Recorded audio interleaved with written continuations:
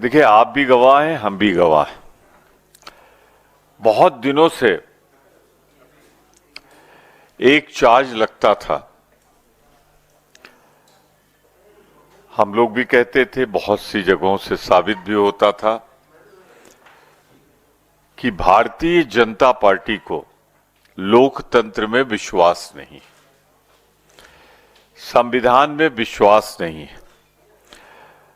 अगर कुछ इधर हाल की घटनाओं पर नजर डालें, पार्लियामेंट सेशन पर नजर डालें, तो जो कुछ भारतीय जनता पार्टी की मोदी सरकार ने किया है वो फासिज्म का जीता जागता नमूना है, फांसीवाद का जीता जागता नमूना है।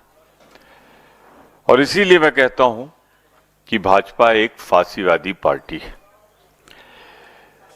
देखिए, पहली बार ऐसा हुआ है लोकतंत्र में, in the history of democracy, कि पार्लियामेंट डिस्टर्ब करता रहा है अपोजिशन।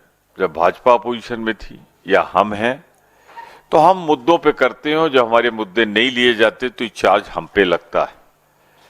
लेकिन पहली बार इस पार्लियामेंट सेशन में हुआ है कि पहला पूरा हफ्ता, द फर्स्ट वीक, सत्ता पक्ष ने सदन नहीं चलने दिया, भाजपा सरकार ने सदन नहीं चलने दिया। और साहब, जो दूसरा हुआ, मैं उनको आतंकवादी तो नहीं कह रहा हूं, लेकिन बिल्कुल आतंकवादियों की तरह आचरण था। पार्लियामेंट घेर लिया, एंट्री गेट ब्लॉक कर दिया,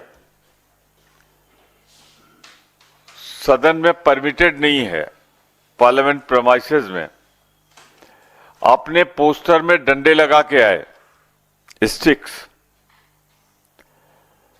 और हमारी महिला सदस्य जो सिंगल लाइन में चल रही थी, और मैं अपने साक्ष्य के तौर पे आपकी फुटेज हैं, उनको सदन में नहीं जाने दिया, रोका, धक्कम धुक्की की उनके साथ। और हमारे 83 ईयर ओल्ड एलओपी राज्यसभा और हमारे कांग्रेस के अध्यक्ष को गिरा दिया धक्कम धुक्की से। बिल्कुल ऐसे जैसे कोई मतलब घेराव करके हमारी एंट्री बैन कर दी गई पार्लियामेंट में जाने के लिए। तो ये पहली बार हुआ होगा कि जब संसद में अपोजिशन को न घुसने दिया जाए। हमारी मांग है कि सीसीटीवी फुटेज वहां पे एक एक मिनट की, एक एक पल की, एक एक इंच की, क्योंकि मैं समझता हूं सर्वाधिक संवेदनशील और सुरक्षित क्षेत्र संसद परिसर, वो जारी करें। और जो कुछ वो कह रहे हैं उसी सीसीटीवी से, झूठ बोल के नहीं कि मिनिस्टर्स की सीरीज लगा दो, आज ये झूठ, कल वो झूठ, परसों वो झूठ, सुबह वो, दोपहर वो, शाम, सीसीटीवी फुटेज सील किया जाए और जारी किया जाए, जिसमें साफ दिखेगा कि जो जा रहे सदस्य उन्हें अंदर जाने से रोका गया।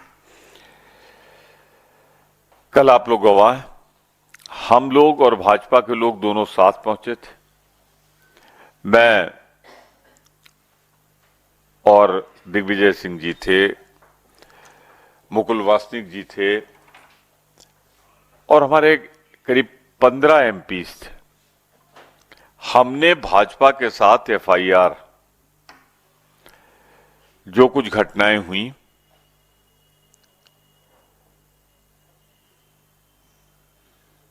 खड़गे जी के साथ बलपूर्वक हमें घुसने न देना, लोकतंत्र हाईजैक कर लेना, इसकी एफआईआर दोनों ने साथ लिखाई थी। पर उनकी एफआईआर तो लिख ली गई रात में, हमारी एफआईआर अभी लिखा जाना बाकी है।